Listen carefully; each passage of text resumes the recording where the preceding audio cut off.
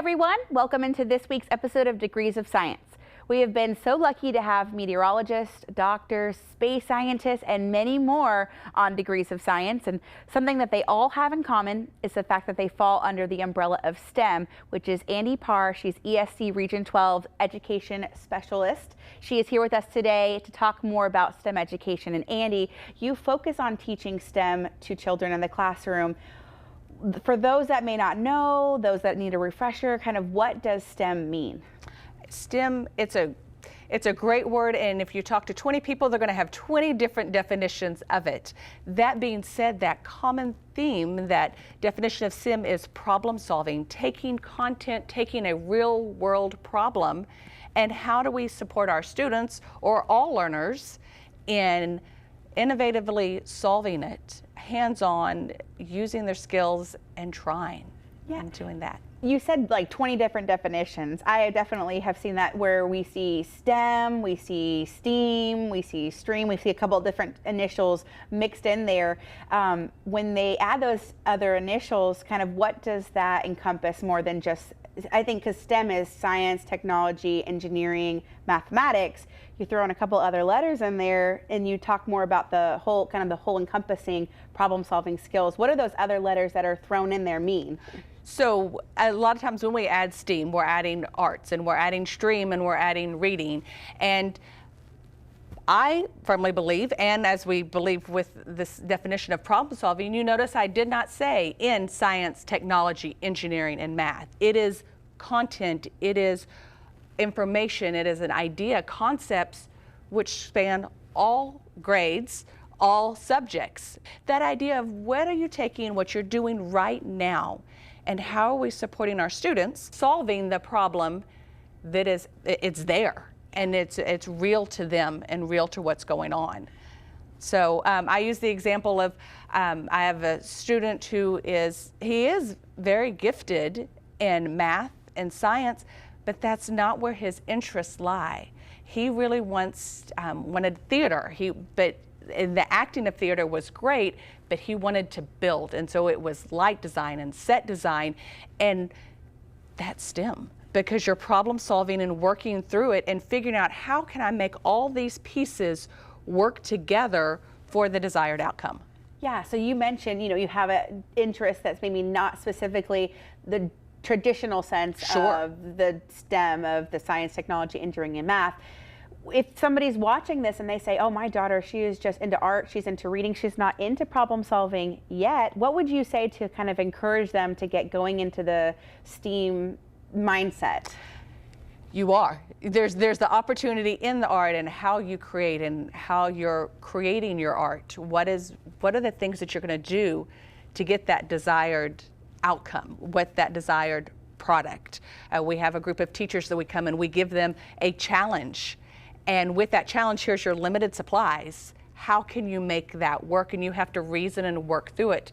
That's true in any subject, art included. How can you make the colors that you want to make? And how can you design it better and more? Yeah, so when you say it, you're kind of talking about thinking outside the box is kind of what I get from you. Absolutely. Is kind of what STEM, STEAM, STREAM all kind of is. Right. So, when we learn these things, these skill sets, why do you think it's so important to learn about STEM education? We're going to go back to that just traditional definition. Sure. But in the early childhood classroom, why do you think that's so important to learn at a young age? We often talk about our students and helping support them thinking. And by having those STEM opportunities from a very early age, we're building in our problem solvers, our productive struggle, our working through that perseverance of here's a task that seems insurmountable. Well, what are we going to do? How are we going to support our kids so that they can continue and keep working? And that just builds as they get older and older and older by starting at a very young age with that resilience.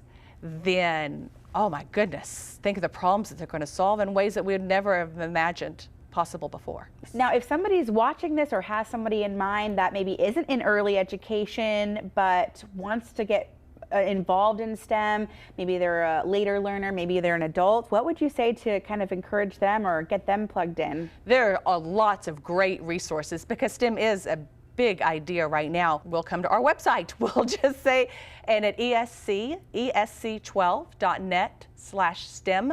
On our STEM page, we have resources. I've had groups reach out to me and saying they appreciated the resources and suggested others. And so we've taken those recommendations and added it and just built a repository of ideas. So it's for families at home, it's for classrooms. For our classrooms, we have checkout kits that teachers can come and check out STEM kits for free, and giving those opportunities for all ages in their classroom.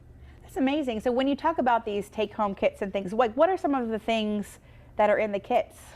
There's so many different kits. I know, I'm sorry to put you on the spot with that. There's great kits in there. One of them is it's from engineering is elementary, and they're problem solving, tackling, how do membranes work? How does sound work? Let's make music. And so again, going back to that, it's not just those 4 areas, but how can we change music? How can we make different sounds? And giving kids that opportunity. We have robots and all sorts of different coding options, and it just keeps going on, and it's growing all the time. That's wonderful. And I know you particularly take on an event called STEM Fest, and it's your 3rd year running. It is, and I'm so excited about it. We've had a great time with it. Tell me a little bit about STEM Fest. Sure. So we started, again, this is our 3rd year, and in the first year in 2021, coming out of a pandemic, we have opened it. Will always be the 3rd Saturday in July. And the Mayborn Museum in Waco supports it, and we have free admission that day. And that first year we had over 1,000 people come through the door. It was amazing. And since that time, we're just growing each year. Last year, we welcomed 1,500 people through the door. So the goal is 2,000 this year. So our goal is 2,000 this year. Yes, we want to keep that growing. And so with that, we have vendors that come in and they set up booths. And yes, it's designed to be fun and interactive, but it's also designed to give kids an opportunity to explore what is STEM. So they get to problem solve, they get to work through it. We'll have the Dr. Pepper Museum here this year, and they're going to be working on smell and how to smell create your tastes. So they'll be smelling Dr. Pepper and different flavors to see what is your sense of smell and how does that connect with taste. We'll have Black Hawk Aerospace there, and they'll be creating paper airplanes. And then with those paper airplanes, how can you make them go faster? How can you make them go slower? And there's a lot more. We'll have iCode there who will be doing coding, and they'll have robots, and just it goes on and on and on. Of all the different, we'll have food trucks there. Again, it's free admission. Okay. And so this is on July 15th, which is again the 3rd Saturday in July from 10 to 3:30. So for those that can't attend STEM Fest this year, what can they do to kind of start the process of getting into STEM education? Absolutely. First, and I'm going to keep pushing us back to our website because there's so many resources available in there. One of those will also take you to the state level. And at the state level, STEM is a high priority, and there's a good reason. And one of those reasons is the amount of job vacancies specifically in STEM, and it's projected to be about 1.9 million job vacancies in STEM by 2026, which is not far away at all. No, it's not. And so at that state level, they have resources. It is for schools, and it is for districts, and they also have it for community and families, and really supporting great tools of what does this look like and how can we implement it at whichever level you're looking at. Another aspect that we have is we call it a design team, an ecosystem design team. And our design team is designed, our whole goal is to build that STEM awareness, education, and opportunity. And it involves a cross-section of our community. So we have K-12 educators, higher ed educators, we have out of schools, librarians, libraries and museums, and Girl Scouts, and lots of different groups that come together and say, how can we build STEM? And we are supporting what each of us are doing and really creating that system of supporting and building each other. And you kind of need a community when you're kind of thinking outside the box and problem solving, and you got to bounce ideas off of each other. Very much. Oh, and we do. And it's great as we come from these different perspectives, industry included, coming from those different perspectives of how do we approach STEM, whether that be for families, whether that be for our itty bitty little ones, all the way through K-12, but in addition, what does that look like at higher ed in our young adults and our adults? Across that whole spectrum, how are we building those opportunities for STEM?